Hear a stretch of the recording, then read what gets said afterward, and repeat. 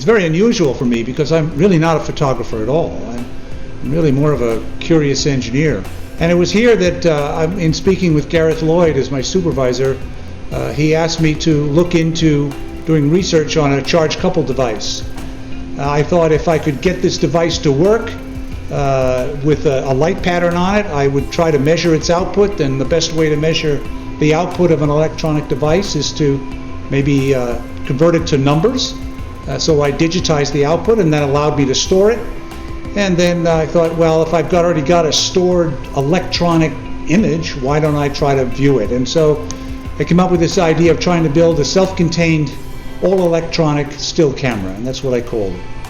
And it was that development that I presented to the Kodak management in 1976, in the spring of 1976, through a series of demonstrations where I went in and took pictures of managers and showed it to them on the television screen that was the output from the playback device. So that was the beginning of my career, and I spent the entire balance of my career working in the field of digital photography. It took the better part of 30 years to go from that first prototype to sort of at least a beginning of consumer acceptance of digital photography. I'm very honored to be among the nominees this year, and I'm especially honored because of the great photographers that are in this nominee class. They are the true storytellers of our generation, and I'm honored to have played a small part in allowing them to be able to do that. Steve Sasson was hired by the Eastman Kodak Company in 1973. One of his earliest assignments in 1975 was to investigate the imaging potential of the charge-coupled device. Steve took the investigation concept a bit farther, deciding to build a handheld camera with no moving parts. Much like color film, the handheld digital camera invented by Steve Sasson would dominate the industry, although it would take about 30 years for the technology to catch up to the resolution of film.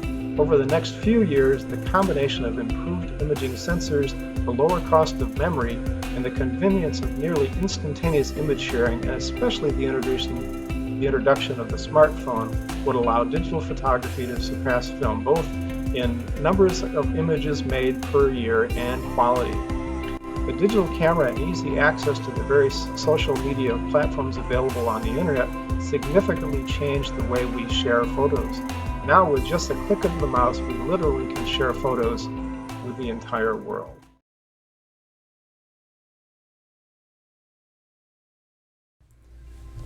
I would like to thank the Foundation for this wonderful recognition, this 2021 Spotlight Visionary Award. You know, when I took the first digital photograph with my prototype camera back in the laboratory in 1975, I really had no idea when or even if this approach to photography would ever become practical. But since then, there's been a multi-decade effort on the part of thousands of technologists and photographers from around the world to drive this to be a practical tool for photography. And I am so honored to have been able to make a small contribution to this effort. So again, thank you very much to the Foundation for this wonderful honor.